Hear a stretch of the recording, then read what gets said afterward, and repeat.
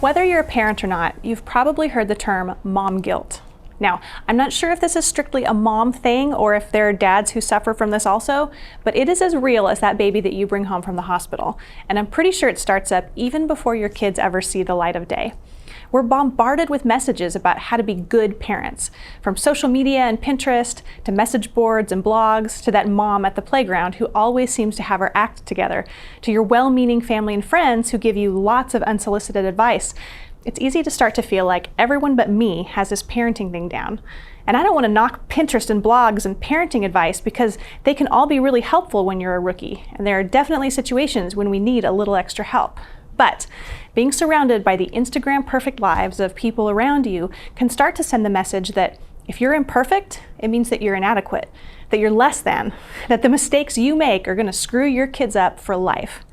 I don't entirely know why this message is so easy to believe, but as followers of Christ, we know that our identity is not defined by our successes and failures, but by the fact that we are dearly loved sons and daughters of God.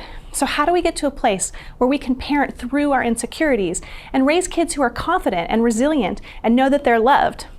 Well, one of my favorite resources on this topic is Brené Brown's audiobook, The Gifts of Imperfect Parenting. In Brené's writing and research, she talks a lot about how to cultivate wholeheartedness and worthiness in ourselves and in others. She says that being a good parent is not about being perfect or having all the answers, but about setting out on a journey with our kids towards wholeheartedness by learning and growing alongside them. In fact, she laughs at the idea of parenting experts because at the end of the day, how much we know about the science of parenting is so much less important to our kids' development than who we are as people. A big part of this journey for me has been really looking at what I believe about myself and how I'm unconsciously modeling this to my kids. For example, if I'm not willing to forgive myself for my mistakes and shortcomings, are my kids receiving the message that their mistakes make them unworthy?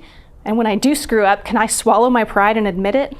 I mean, I've personally learned just how healing it can be for your relationship with your kids to just say, hey, I'm sorry for getting angry. I'm sorry I said that. I'm having a bad day and that's not your fault, and it was wrong of me to take it out on you. Learning to be vulnerable with our kids about our thoughts and our struggles demonstrates that it's okay to not be perfect and that we can still love each other unconditionally through our mistakes. We'll link to Brené's audiobook, The Gifts of Imperfect Parenting, below. It is such a great resource for all parents, whether you're a believer or not, to help you take steps to cultivating worthiness and living wholeheartedly in your relationship with your kids. So check it out.